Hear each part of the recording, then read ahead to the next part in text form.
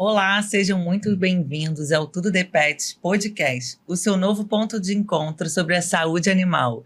Eu sou Caroline e junto com os nossos convidados vamos compartilhar muitas informações legais. Ajuste seu fone de ouvidos, porque tudo é uma questão de hábito. E hoje a gente vai falar sobre um tema que eu adoro, que é empreendedorismo na área veterinária. Empreendedorismo é um tema muito legal de falar e eu adoro esse tema. E hoje nós temos dois convidados super especiais. Hoje nós temos o Dr. Tiago Sicuro, que é médico veterinário, clínico geral, especialista em clínica cirúrgica de pequenos animais, fundador da Sicuro Home Vet. E temos um outro convidado especial, que é o Flávio Maia, que é especialista na área de franchise há mais de 30 anos e que eu tive a honra de participar do E-Show, o seu programa, lá no YouTube. E hoje ele está aqui comigo e eu estou muito feliz com essa oportunidade de receber vocês dois. Sejam muito bem-vindos. Nós que agradecemos, né, Flávio? Nós que agradecemos. Muito prazer, Carol, estar aqui com você. Prazer estar aqui com o Tiago, nosso entrevistado, porque, na verdade, ela me chamou aqui para compor a bancada, né? A bancada de entrevistadores. E nós vamos aqui perguntar muita coisa para você. E eu já vou começar com uma pergunta que a gente vai te levar lá na sua infância, na sua juventude. Conta pra gente aí, Tiago. Tiago garoto, Tiago menino, brincando e tal, na sua infância e juventude, tinha algum sinal de que você ia ser um empreendedor? Ou seja, você ia empreender? Você percebia, você olhando para trás agora, tinha algum sinal? O bichinho do empreendedor tinha te mordido ali? Então, quando criança, né, eu sempre fui aquela criança muito curiosa, daquelas que perguntava tudo, que o meu pai e minha mãe mandavam até, para de perguntar, pergunta tudo. Eu acho que a curiosidade faz parte do empreendedorismo, né? Que a gente fica tentando descobrir coisas, descobrir maneiras, descobrir soluções. Então, é uma vertente que eu acho que tem a ver. E quando criança, eu já tinha alguns pensamentos empreendedores, mesmo que não soubesse que eram pensamentos empreendedores, né? Então, assim, eu já fazia algumas coisas relacionadas à atividade de trabalho mesmo, junto com meu irmão. Isso com 10, 12 anos, eu e meu irmão, a gente estava sempre se virando para ter um dinheirinho, né? Dá um exemplo aí pra gente aí, velho. Ó, vou te dar um exemplo. A gente, por exemplo, pegou um calendário daqueles que se tinha antigamente, onde a gente botava uma imagem, por exemplo, você ia na padaria, você recebia no final do ano um calendário, né? Que na frente tinha uma imagem ali de pães, um padeiro, enfim. E atrás eram os meses do ano. Então a gente conseguiu comprar um caderno com várias imagens desses calendários e a gente passava de comércio em comércio, oferecendo esse calendário para os comerciantes, né? E a gente pegava esses pedidos, levava até a gráfica, mandava rodar e depois devolvia para o comerciante, né? Cobrava ali por isso. Então acho que foi uma das primeiras coisas que eu me lembro. Empreendendo, hein? Garotinho, assim, pegava a bicicleta, saía passando de comércio em comércio fazendo isso. Era uma das coisas que, pelo menos, me lembro, assim, de bem criança. Muito bem. E você daí, né, se formou em medicina veterinária, hoje é um médico veterinário aí de renome, está aí com 2 clínicas já, né, dois consultórios em funcionamento. Conta pra gente como é que começou isso aí. Você se formou e tal e estava de olho querendo o que eu vou fazer. Tem muita história antes de chegar nessa formatura. Então conta aí. Suor. Então, ainda quando criança, eu tinha uns 13 para 14 anos, isso aí, vamos dizer que no final dos anos 90, o meu pai, ele teve a ajuda de um amigo para montar uma loja de rações, que naquela época não existia nem esse termo pet shop, né? Era casa de aves, né? E aí... O termo empreendedorismo talvez não existisse ainda também. Não, pois é. Inclusive tem uma história legal também sobre esse termo empreendedorismo, depois eu gostaria de falar. Ah, quero ouvir. Aí o meu pai montou essa loja de rações, né? E aí, curioso como sempre fui, eu ficava abrindo bula de remédio, querendo saber como funcionavam as coisas. E aí, dentro daquele nicho ali, eu ajudava meu pai ficando ali no balcão, entregando ração, fazendo esse tipo de coisa, mas meu pai não me dava dinheiro para isso, né? Era mais do que minha obrigação ficar ali ajudando. Aí eu falei, como é que eu posso fazer para arrumar um dinheiro que seja meu, né? Que seja só meu. E aí eu comecei a pesquisar, conversar com um, com outro, e estava começando essa coisa de tosse e banho, que ainda nem existia esse termo, ainda era só banho. Aí eu... Dá uma lavada aí que não dá banho em cachorro. Aí o que eu fiz? Tinha um lugarzinho do lado da loja de rações do meu pai, que eu arrumei uma banheira daquelas antigas de ferro, fiz lá uma instalação com encanamento, comprei na distribuidora que meu pai tinha contato lá, o shampoo apropriado e tudo mais, e eu comecei só dando banho em cachorro, não tinha tosa não, era só banho. Aí o pessoal foi me conhecendo, né? Não, o Thiago dá banho em cachorro e tal. Eu cobrava ali, sei lá, na época, R$5, uma coisa bem irrisória mesmo. 14 anos, 13 anos, né? Tomei umas mordidas, mas... Boca em boca, boca em boca, Aí, por fim, consegui juntar dinheiro e comprar uma máquina de tosa. Pra você ter ideia, era um tempo tão antigo, hoje em dia nem deve ter mais isso. As máquinas de tosas antigas, quem trabalha com tosa hoje em dia, os mais antigos devem ter pego, você tinha um spray que você borrifava na lâmina da máquina para poder a máquina esfriar. Por quê? A máquina esquentava muito, aquecia muito. Então, se você não tivesse esse spray, você queimava o cachorro. Queimava o bicho. Queimava mesmo, queimava de ficar queimadura. Caramba. E eu não sabia disso, eu era começando, né? Eu não tinha esse tal spray, mas o que eu queimei de cachorro era cada passada uma queimadura. O cachorro saía tosado e bronzeado. Aí, depois disso, eu comecei a gostar dessa área pet como profissão, inclusive vendendo esses calendários. O primeiro contato que eu tive com a área veterinária foi porque eu vendi esses calendários para uma clínica veterinária. E eu cheguei naquele ambiente, né? Na recepção, os animais esperando, o veterinário chamando. Quantos anos? Um pouco antes da loja de rações, até 12 anos. 12 anos, né? Você olhando aquilo... eu entrei naquele que bacana isso. Fascinado, porque eu sempre... Desde que eu me entendo por gente, eu não me lembro de uma época que eu não tive um cachorro, um gato, né? Eu morava era uma espécie de chácara, né? O meu avô, ele gostava dessas coisas, eu morava num quintal com o meu avô, então lá tinha de tudo, boi, cavalo, porco, chiqueiro, galinha, e aí eu sempre gostei. Quer dizer, é algo que você realmente gostava, eu já né? cresci assim. Que, aliás, é uma das coisas que a gente costuma, né, falar quando a pessoa vem procurar em que empreender, uma franquia, né, quer escolher uma franquia, primeiro tem que ver o que você gosta, depois analisa o negócio tem que ser bom também, né? Senão não adianta, você vai trabalhar, do que vai fazer. Precisa gostar, né? Pois gostar. Que é isso aí, você já se identificou lá com 12 anos de idade. E aí eu vi aquele ambiente, falei, caramba, que legal. Aí depois aquilo ficou na minha cabeça, aí meu pai começou a montar a loja de rações e tudo foi se encaminhando para que eu seguisse esse caminho, né?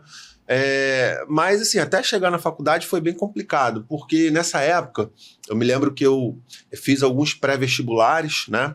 Meu tio na época trabalhava num colégio, um colégio que tinha pré-vestibular, ele conseguiu uma bolsa lá para mim, comecei a estudar para vestibular. Aí eu já estava com meus 17 anos, por aí assim, terminando o ensino médio.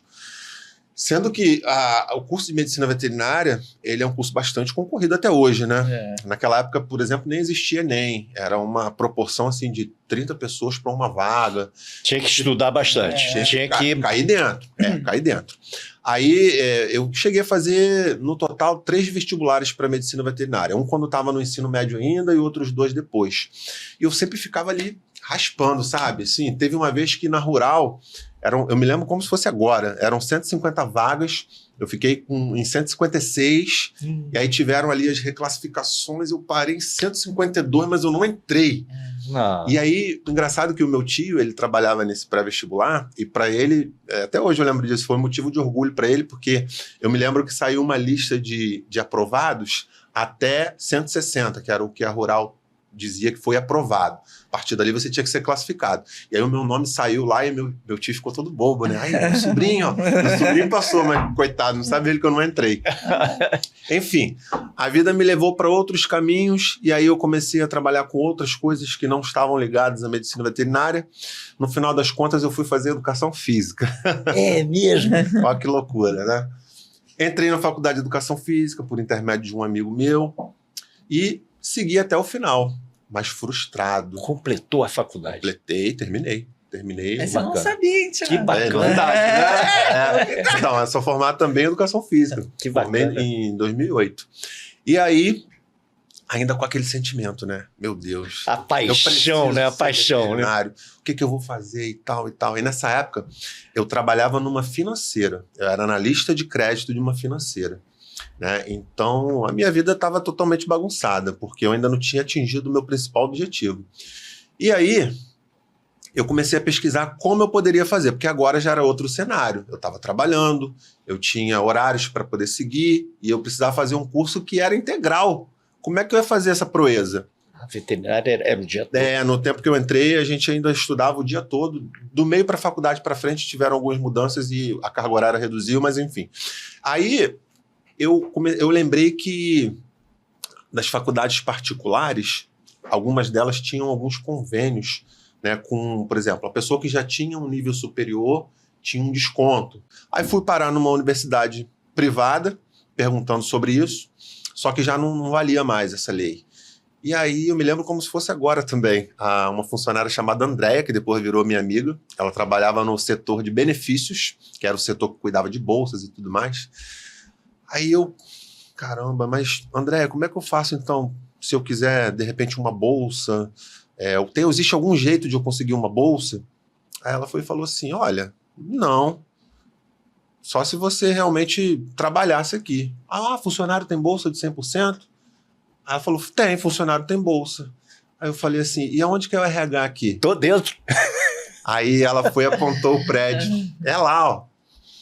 Assim, sabe aquela coisa que lugar certo e hora certa? Sim. Isso aconteceu comigo. Eu não tenho dúvida de que aquilo ali foi um planejamento de Deus. Que bacana. Eu cheguei no RH, eu abri a porta como se estivesse interrompendo, eu interrompi uma reunião, porque todo mundo da sala olhou para mim na hora que eu abri aquela porta. E aí eu dei a sorte das duas chefonas do RH estarem ali. E aí elas meio que, não, sem acreditar de que eu estava interrompendo uma coisa importante. Opa, tudo bom? Como é que eu posso ajudar? Falei, não, estou vindo do setor de benefício agora, eu conversei com a André, que me atendeu lá muito bem, e ela disse que funcionário tem bolsa de 100% para qualquer curso. E o meu sonho sempre foi fazer medicina veterinária, né? Tentei de algumas maneiras, mas até agora não consegui. Eu queria saber da possibilidade de uma vaga de emprego que me desse direito a essa bolsa.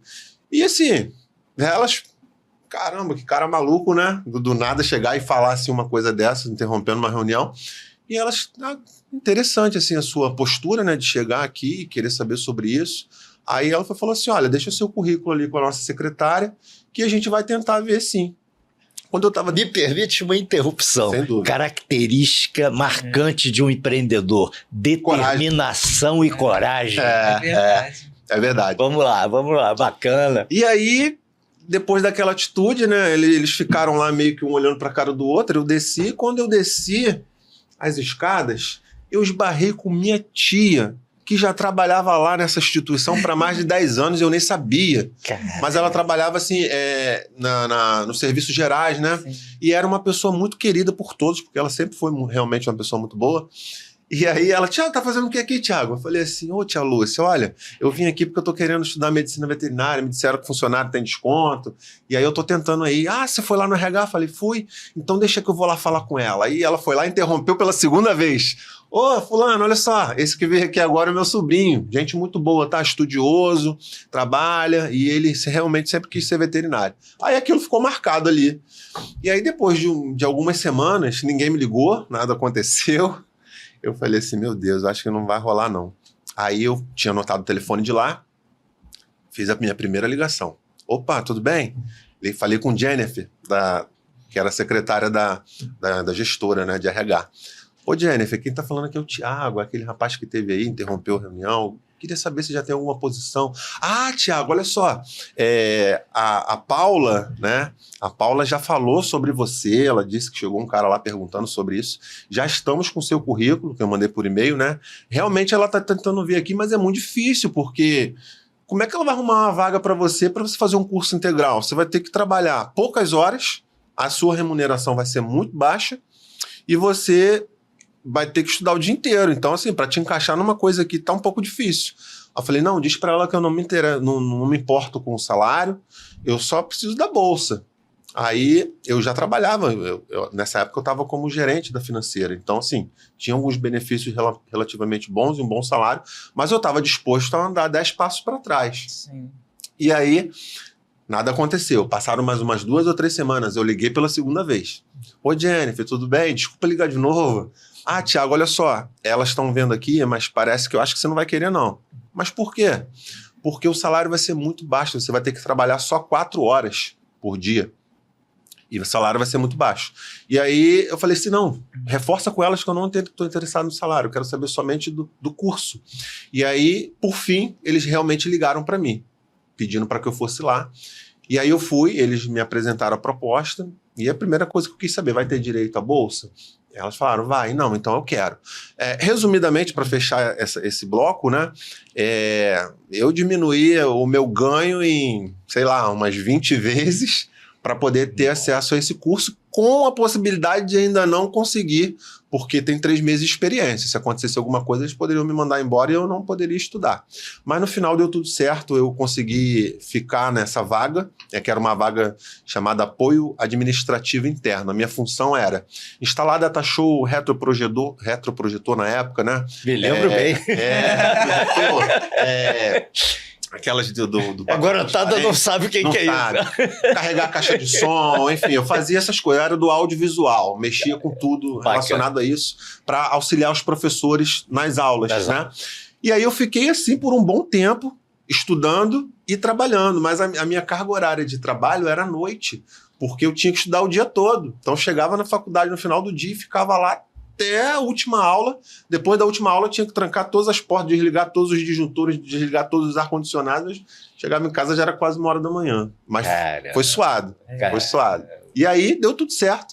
Lá pro meio da faculdade, eu consegui fazer um cursinho de técnico de laboratório e já consegui migrar para uma função de técnico de laboratório dentro da faculdade. Isso já me possibilitou ter contato com o hospital veterinário, onde eu consegui ver ali as coisas relacionadas à minha profissão. Profissionalmente, certamente deve ter tido aí um ganho também de salário. Né? Então, assim, depois disso, da metade da faculdade para lá, foi um pouco menos sofrido, porque eu consegui dar esse upzinho na minha função, né? E consegui ficar um pouco mais introduzido realmente na área que eu estava estudando.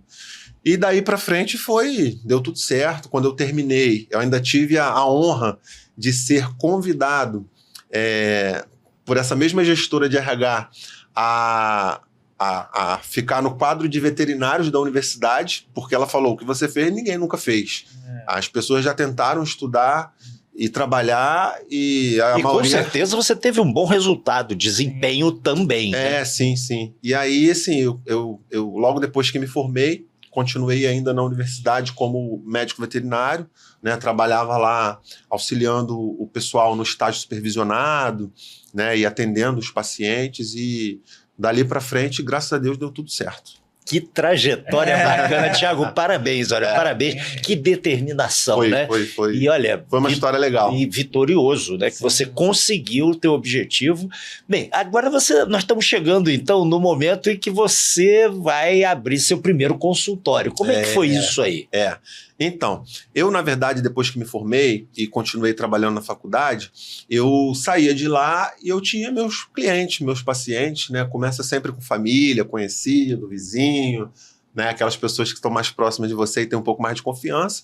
Depois vem o famoso boca a boca, né? Sim. O bom e velho boca a boca, a indicação. E com isso vai crescendo a quantidade de clientes e de pacientes. E aí eu vi a necessidade de profissionalizar um pouco mais, né, o meu trabalho. E aí foi que eu criei a Sicuro Home Vet, né? A Sicuro Home Vet, ela é uma empresa totalmente voltada para o atendimento domiciliar personalizado. Não é simplesmente um atendimento. É um atendimento em delivery, né? Atendendo uma demanda, né, muito crescente de pessoas que não têm tanta mobilidade, ou a pessoa não tem um veículo, ou a pessoa é de idade, ou ela tem um animal muito grande. Animais muito agressivos também a gente atende bastante. Então, a gente montou ali um cronograma de atendimento que tinha um diferencial desde o primeiro contato, né, desde quando a pessoa te manda uma mensagem ou te liga, né, até você triar aquelas informações, fazer um cadastro e chegar na casa do cliente. Mas chegar de um jeito diferente, chegar levando uma pastinha já com o nome do paciente, né? Uma folha impressa com algumas recomendações, por exemplo, para consulta pediátrica, um brinde, um brinquedinho, alguma coisa assim, para você se tornar alguém diferente, né? Não fazer o mais do mesmo. E com essa cultura a gente foi ganhando cada vez mais clientes e mais pacientes e vimos a necessidade de um espaço físico, né? Para receber essas pessoas de uma maneira mais confortável, porque muita gente pergunta, você tem algum lugar que você atende que eu possa levar lá se acontecer alguma coisa? E aí a gente, né? Mas eu gostei muito do começo, ou seja, você percebeu uma necessidade, ou seja, vou atender na casa das pessoas. Eu não tenho ainda um consultório, talvez não tivesse ainda o dinheiro para ter o consultório, vou atender na casa dele. Era uma necessidade, você percebeu uma necessidade no mercado. É um e nicho. Você foi lá, foi atrás, e depois sim que veio montar o seu primeiro consultório. Não que o atendimento em domicílio e o atendimento na clínica seja melhor nem pior. Cada um tem a sua função. Cada um tem a sua função. Né? Inclusive, o atendimento domiciliar, na minha opinião, é um atendimento onde você consegue perceber coisas que você não percebe na clínica. Por exemplo, o ambiente do seu paciente, onde ele vive, o tipo de piso, como o animal se alimenta, em que posição ele fica, onde ele dorme. Planta. Se tem planta tóxica, né? Várias e várias vezes eu cheguei na casa de alguns animais que estavam vomitando e você olha, tem uma samambaia toda ruída, uma espada de São Jorge pela metade. Você já diagnosticou, né? Aqui o diagnóstico, dona Maria. Entende? E dentro da sua trajetória, Thiago, o que você acha que foi mais desafiador? Então, acho que o mais desafiador para todo empreendedor, né, é a adaptação que você precisa ter com o famoso erro e acerto. A gente tem muitas coisas que a gente não aprende na faculdade, né? Muitas.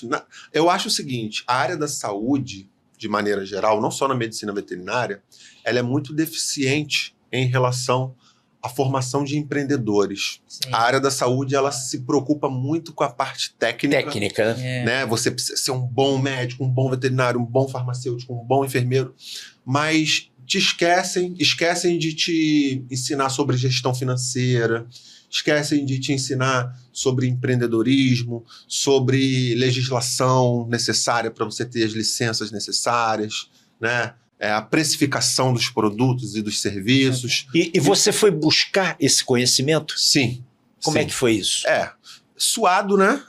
Errando e acertando, mas assim, acho que a educação continuada precisa fazer parte da nossa rotina. Da vida, né? Você... Não dá para botar o diploma debaixo do braço e falar que agora eu sou veterinário e um dia de cada vez. Não dá. E não ter medo de errar, né? Na verdade, os grandes inovadores normalmente erram, né?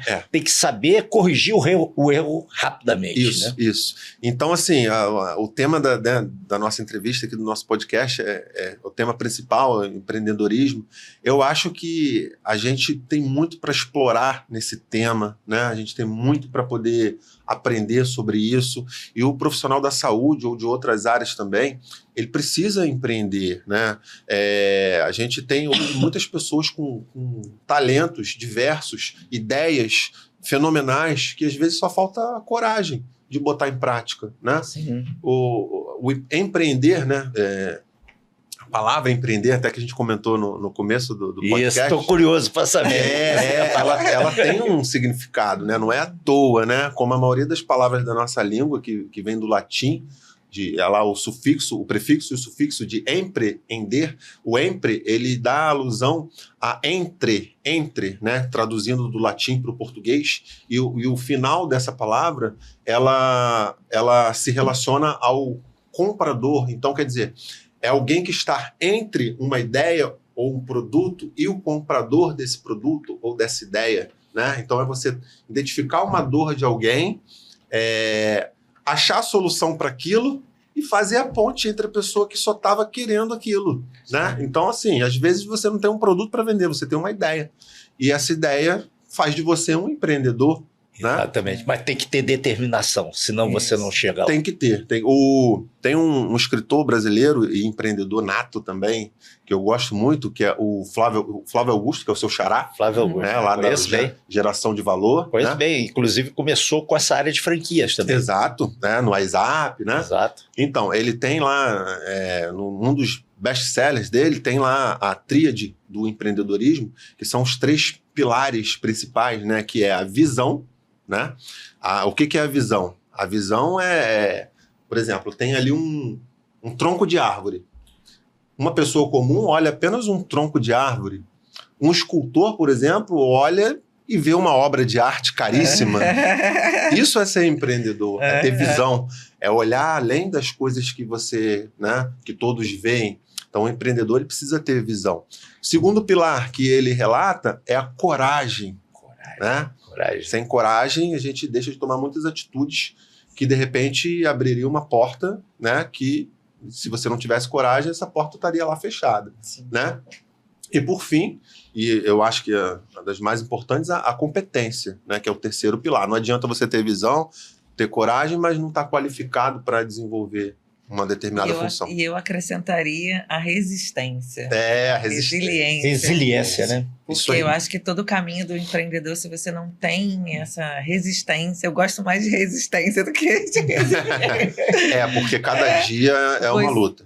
Porque você vai resistir bravamente. Né? Você vai errar, você vai acertar. Então você precisa resistir ao processo. Sim. Né? O que não é fácil, não é nada fácil, né? Olha, um dado importante também. Esse é da Sebrae, recente, 2023. Hoje a gente tem no Brasil 215 milhões de pessoas, né? Desses 215 milhões, 90 milhões de brasileiros empreendem de alguma maneira, tá? Olha só que dado interessante. Desses 90 milhões de pessoas que empreendem de alguma maneira, 24% dessas pessoas fecham as portas das suas empresas com menos de 5 anos de funcionamento.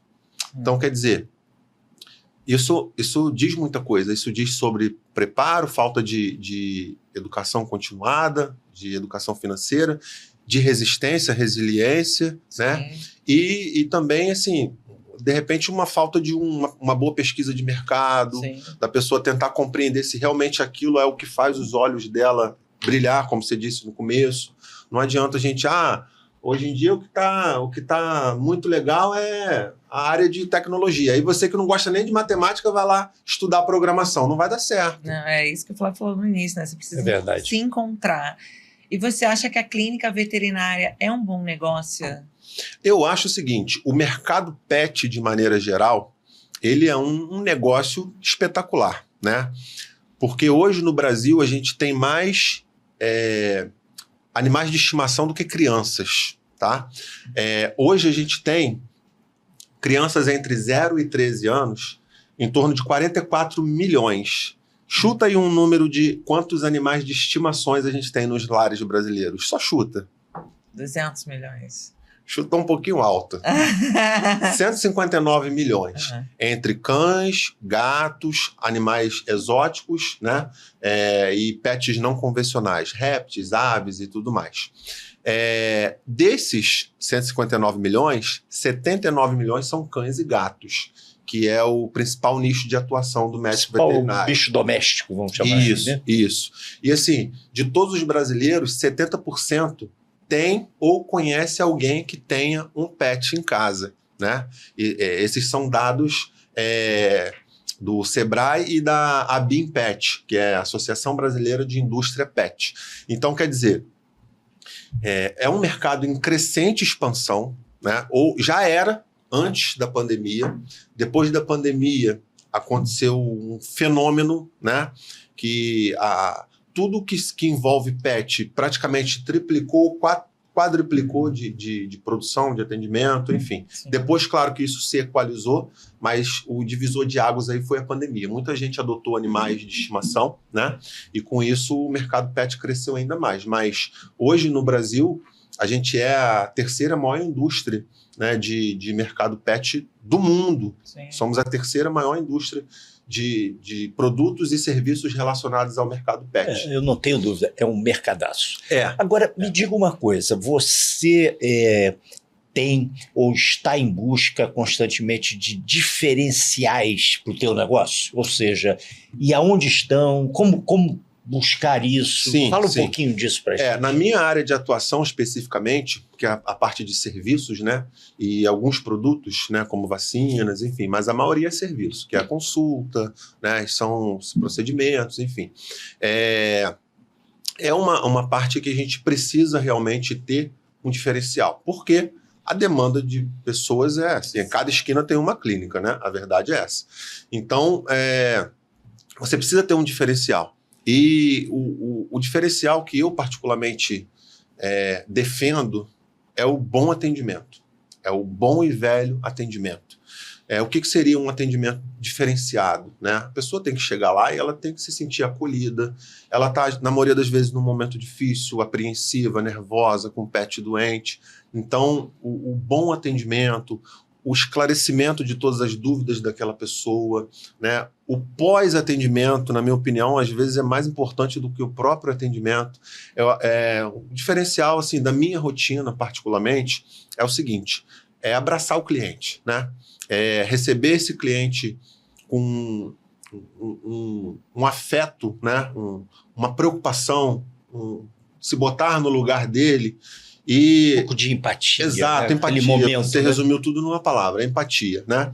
E a gente lida com situações que são realmente estressantes. Às vezes o animal não está bem, às vezes a gente perde um paciente, mas eu acho que quando você se põe no lugar da pessoa que você está atendendo e a pessoa identifica que você é alguém que está ali realmente se importando, né? Isso muda tudo, entendeu? Ouvir, né, Thiago? Só de ouvir, você está numa consulta. Muitas vezes a gente vai em consulta e a pessoa mal olha pra gente. Só de você estar ouvindo que o seu cliente, né, sim, tá a necessidade transmitindo, dele, né, do animal dele, e ouvindo toda a necessidade, toda a demanda que ele tem, acho que já é um grande diferencial de serviço. Sem dúvida. E assim, foi o que eu falei também sobre o pós-atendimento, né? Depois que você atende esse paciente, você não pode esperar que ele volte por conta própria. Você precisa mandar uma mensagem, perguntar se está tudo bem, se o tratamento está funcionando, se conseguiu comprar os remédios. Isso é muito trabalhoso mesmo, porque falando em larga escala, às vezes leva 1/3 do seu dia fazer esse acompanhamento, entendeu? Sim. Então, assim, é uma coisa que faz depois do horário, mas, assim, a gente tem planilhas para poder acompanhar. Já entrou em contato com fulano para perguntar como é que tá, se conseguiu, marcar revisão.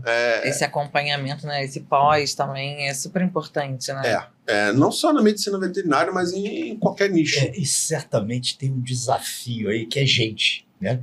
A gente, negócio é negócio, gera lucro, gera riqueza, mas depende de gente. Depende. E como é que é esse treinamento, como é que é essa seleção de pessoas? Conta pra gente. Olha, quem está nos assistindo quer saber. É muito bonito falar, mas na prática tem que ter a prática.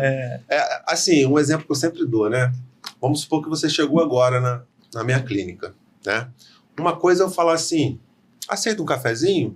Você vai dizer talvez que não, porque você não quer incomodar. Até lembrei agora, tem um livro chamado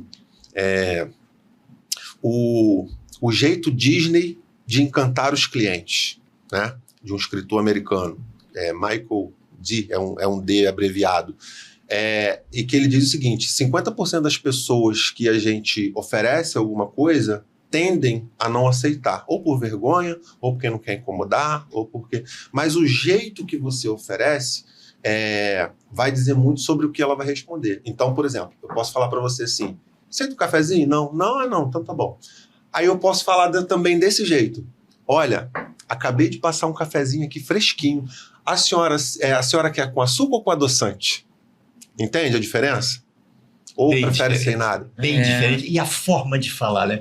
Você falou em Disney, me lembrou uma frase marcante de Disney: nós contratamos sorrisos, o resto a gente treina. Exatamente. Treinamento. Esse livro é espetacular. Quem puder ler, é espetacular. Tem uma parte do livro que o escritor, eu chego a me arrepiar porque eu vibro com essas coisas de bom atendimento, eu gosto. Tem uma parte do livro que o autor ele relata que o Walt Disney, né, que era um gênio, em determinado momento ele andou em um dos parques dele de joelhos, andou por todo o parque de joelhos, porque ele queria saber exatamente qual era a visão que as crianças tinham da estrutura do parque. Olha que coisa, eu fico arrepiado com Que isso. bacana, hein? Olha Bacana. que coisa espetacular. O cara, ele se importava com os detalhes, e eu acho que todo empreendimento tem que se importar com os detalhes. É o detalhe que faz a pessoa retornar. Faz a diferença. Até Faz a hoje, diferença, 70% é das pessoas que vão nos parques da Disney retornam. Sabe por que elas retornam? Porque elas sabem que quando elas voltarem lá, vai ter algo novo. Porque a Disney, até hoje, nos dias de hoje, pelo menos eles geram 2 superproduções por ano. Entendeu? E você fica encantado. É sempre um personagem novo, é sempre uma história nova. Então a pessoa vai chegar lá e vai ter novidade, então ela vai voltar. Então a gente tem que fazer esse isso também. encantamento que é a parte, né, mais desafiadora para nós. Com certeza. Achar e contratar os sorrisos, treiná-los e encantar. E a nossa equipe ela também tem que comprar essa ideia, né? Quem trabalha com a gente tem que ser um espelho da gente. Então a gente fala com a nossa secretária, com os outros veterinários, que isso é muito importante. O cliente precisa se sentir abraçado. E alguma vez já passou na sua cabeça de franquear sua clínica? Tornar sua clínica uma franquia? Olha... Aí, falar. O cara da franquia... Então, eu acho que, falando de mercado, né, a medicina veterinária ela é muito forte em relação a isso.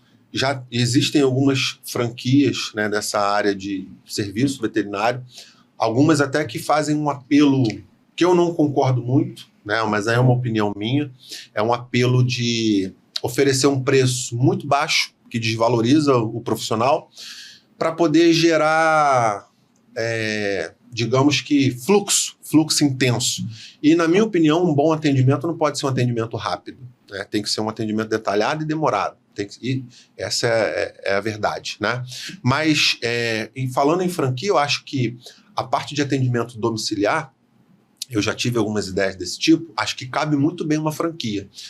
Não para clínicas, na minha opinião. Se fosse eu, por exemplo, querer montar uma franquia não seria de clínicas, mas seria de atendimento domiciliar, né? Onde as pessoas, os médicos veterinários teriam uma estrutura, um ponto de apoio, veículos. É uma ideia, né? Uma ideia se pensar já que o seu negócio está em 2 vertentes, né? O domicílio e a clínica, de uma frente você modelar para franquear. Sim. Com uma central, de repente um aplicativo, alguma coisa onde a gente tenha aquele apelo da pessoa chegar rápido na sua casa, porque, por exemplo, o veterinário pode ir de moto, como eu faço, né? Eu me desloco bastante de moto, me desloco de carro quando tem que carregar algumas coisas que são muito volumosas, mas 90% dos meus atendimentos são de moto, porque eu chego rápido, eu não pego trânsito, eu consigo ter acesso a locais de difícil acesso, né? Sim. Então, para mim, é uma vantagem muito grande.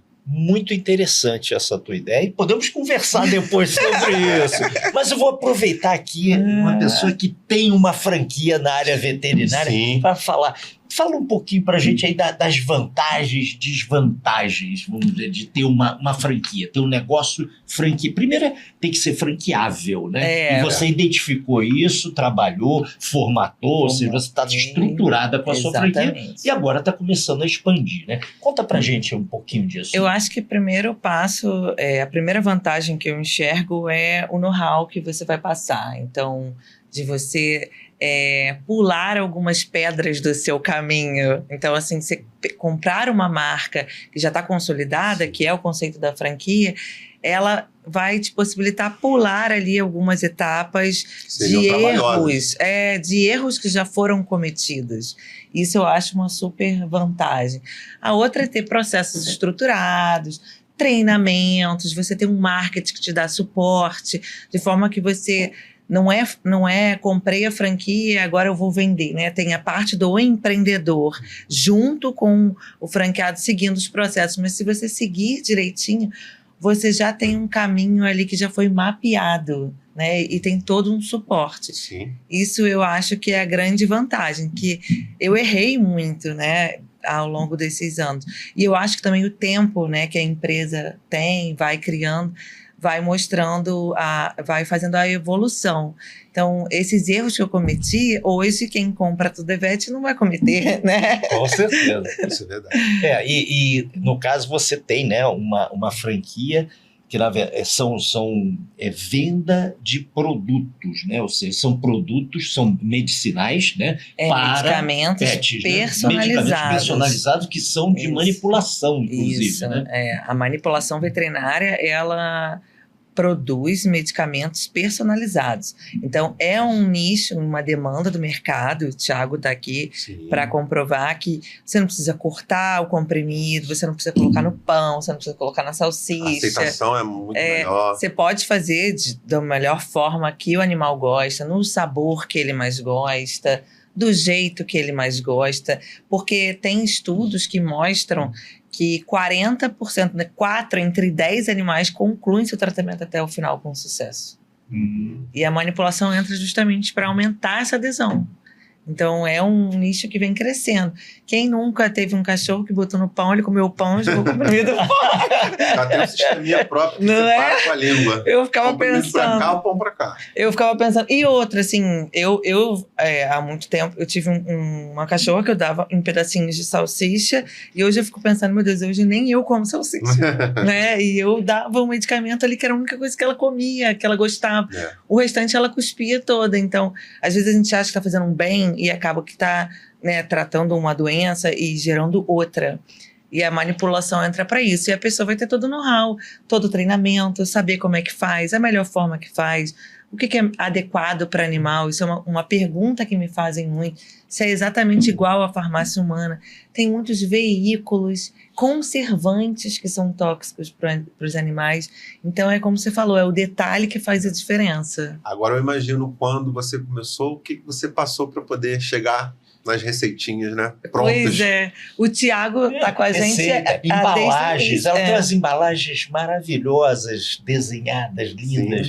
Todo esse carinho, né? Esse carinho, essas embalagens vieram disso. Quando eu olho lá, se alguém tiver curiosidade, tem um vídeo no YouTube do início lá da farmácia, quando eu olho as embalagens e vejo que a transformação que a gente teve. Esse tempo. Não é? O Thiago tá com a gente há 10 anos já, junto.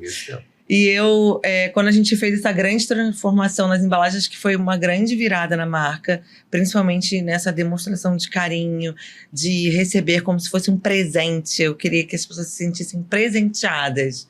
Eu vou aproveitar e fazer um merchan aqui da Carol, aí, da Tudo de Vet. Você que quer ser franqueado, quer conhecer mais da franquia, nós vamos botar aqui embaixo, tá aqui, ó, tá rodando aqui embaixo o como você chegar, né, para ter mais informações sobre a franquia. Mas manda lá. E esse processo da embalagem foi de um processo de aceleração que a gente fez. Quando eu escutei a sua história, eu lembro de muitas coisas, assim. Eu acho que essa parte de persistir, de procurar outros caminhos, né? Quando a gente começou, o Thiago acompanhou, não era do jeito que é hoje, a recepção era simples, e a gente buscou um programa para nos proporcionar treinamento, mudanças. Acho que essa parte do empreendedor que pulsa, né? É verdade. Que pulsa, eu acho isso muito, né? Muito legal. E não é, né? Essa coisa de empreender, né? Você não vai encontrar tudo pronto. Você sempre vai ter alguma coisa melhor para fazer. Sempre. Até nas franquias, o franqueador muitas vezes aprende com o franqueado, sabia? Tem uma troca de experiência. Tem coisas assim sensacionais, né? Esse quiosque de sorvete do McDonald's, sabe onde nasceu? Não. De um franqueado. Ele franqueado que percebeu que a venda do sorvete é um ticket muito baixo, né? Daquela casquinha. Sim. E estava entrando na hora do almoço, que o pessoal ia lá para sobremesa comprar a casquinha. E estava atrapalhando a venda de sanduíche. Ele falou, tem que tirar essa máquina de sorvete daqui e botar em outro lugar. Fora. Conversou com o franqueador topou, fizeram a experiência. para o mundo inteiro. O quiosque de sorvete nasceu aí. Caramba. Nasceu aí. Cara, olha que coisa sensacional. Obviamente, o cara ganhou um prêmio, foi a Chicago, recebeu o prêmio. Então, esse aprendizado, ele é o tempo todo, né? Basta estar atento, né, para as oportunidades. Né? Eu acho que empreender é uma coisa muito visceral, né? Lógico que são competências que você pode aprender, treinar, desenvolver, mas é uma coisa que não dá para você explicar. Vem com você de algum lugar. Quando você nasceu, você recebeu um xizinho ali do empreendedorismo. É mesmo. E aproveitando que você falou de competência, assim, essa parte de finanças, gestão financeira, foi uma coisa que você se preocupou, que você correu atrás? Eu acho que essa parte do negócio é muito necessário, né? Sim, senão não funciona. A gente entra naqueles 24% do que fecham nos 5 primeiros anos, né? Porque, como eu disse e volto a dizer, a gente não aprende isso na faculdade. Quando a gente tem alguma coisa ligada à gestão, uma coisa muito superficial, né? E todo empresário, todo dono de uma quitanda que seja, ele tem que saber que faturamento é diferente de lucro, né? Sim. Nem tudo que você recebe é o que você pode gastar, você tem que reinvestir, você tem que ter uma reserva de emergência, você tem que saber precificar, enfim. Tudo isso você vai aprendendo a duras penas, né? E tem muitos negócios aí que são bons negócios, mas mal administrados. Então, mal administrados. Essa é uma parte que eu acho fundamental, assim, você aprender mesmo que você não goste. Né? Você eu acho que tem que aprender. Acho que finanças tinha que ser ensinado no colégio, sabe? Pois é. Tinha que ser. Algumas escolas hoje de ponta até ensinam, né? Mas já vem uma mudança de comportamento. A mentalidade do brasileiro é de gastar o que tem, amanhã a gente vê o que dá, entendeu?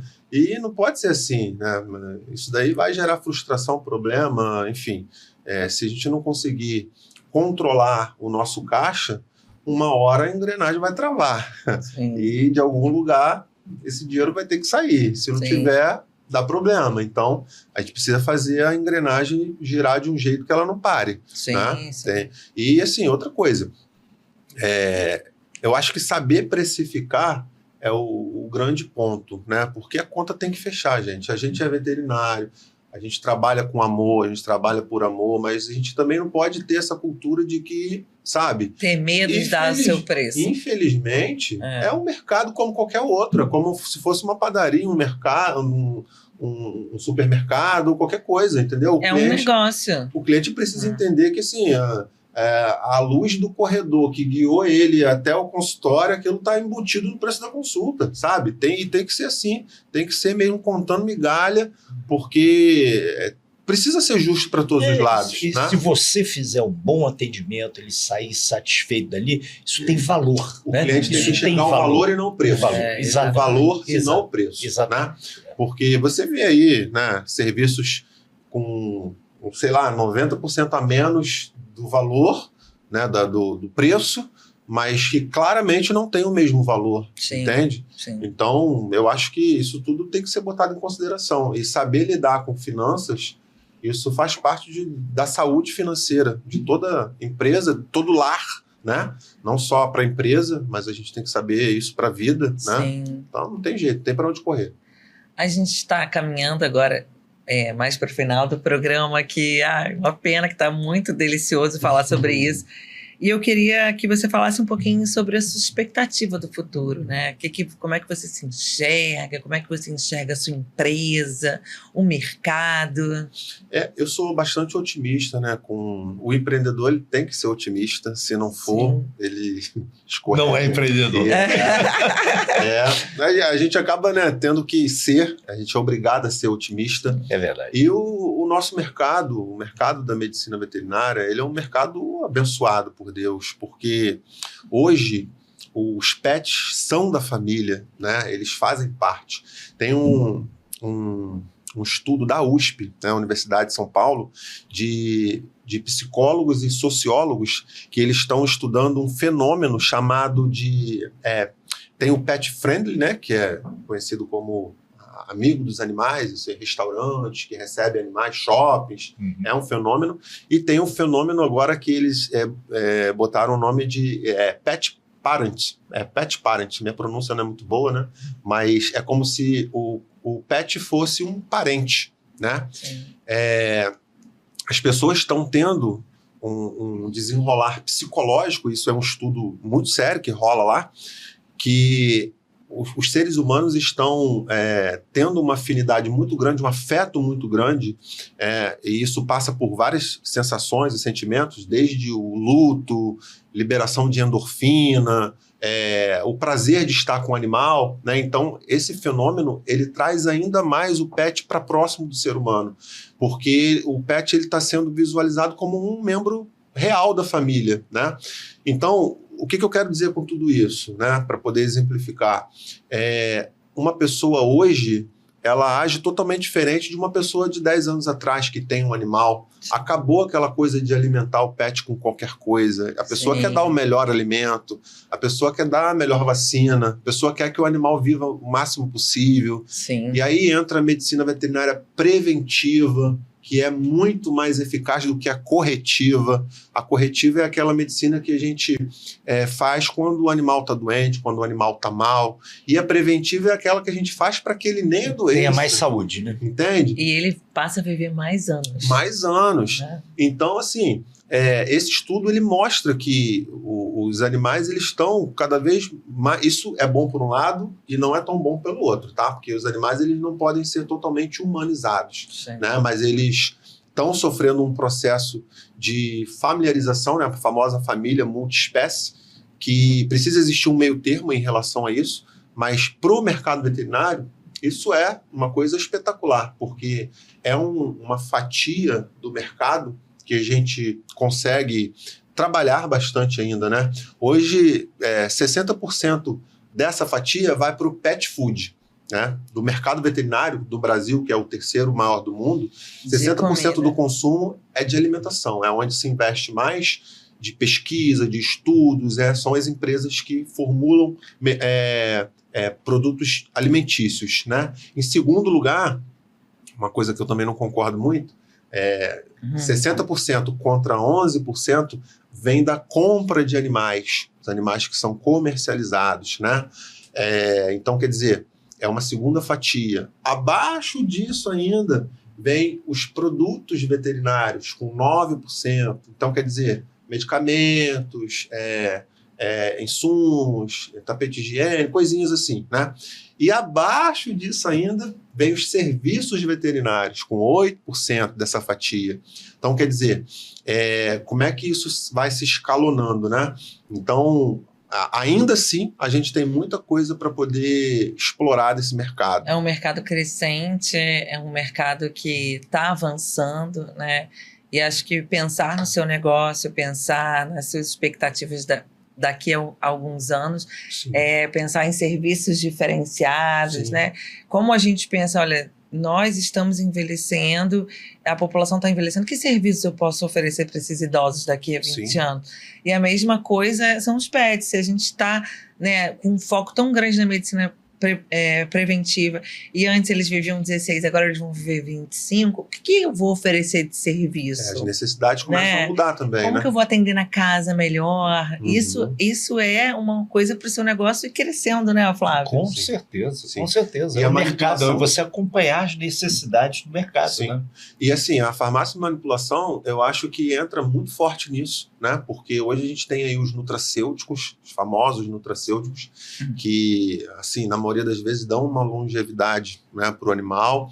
Então, a medicina integrativa, né, que é aquela medicina holística, aquela medicina que enxerga o paciente de uma maneira mais ampla, complementando a medicina tradicional.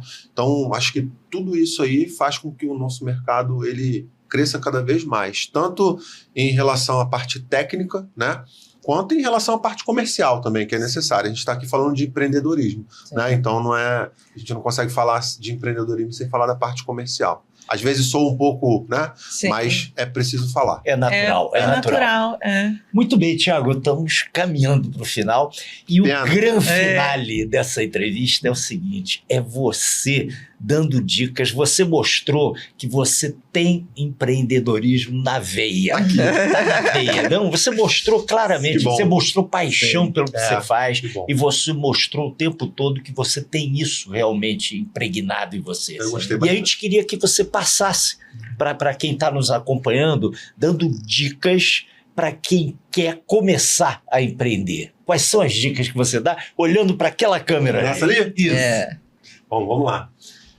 Primeiro, acha o nicho que você quer seguir, explorar.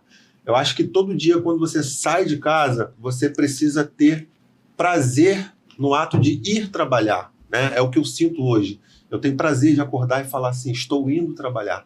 Então, assim, eu sou uma pequena parcela, infelizmente, do povo brasileiro que conseguiu escolher a sua paixão e fazer disso o seu sustento. Então, você precisa encontrar a sua paixão para que você consiga desenvolver bem, né, esse papel. E se capacitar para isso, né? Não adianta só gostar. Você precisa buscar informação, precisa fazer, independente do nicho que você vai atuar, você tem que fazer uma boa pesquisa de mercado, você tem que estudar os seus concorrentes, você tem que fazer um planejamento financeiro para que tudo corra bem. Porque empreender é uma incerteza muito grande, não é para qualquer pessoa. Tem aquelas pessoas que têm aquele perfil de 9 às 18, de segunda a sexta, e tem aquele que vai acordar 3 horas da manhã pensando nos boletos que ele tem que pagar segunda-feira, e é isso. Empreender não é fácil, é difícil, mas eu acho que depois que você encontra a sua paixão verdadeira, torna-se prazeroso. Que show! Muito bom, muito bom. É com você, Carol.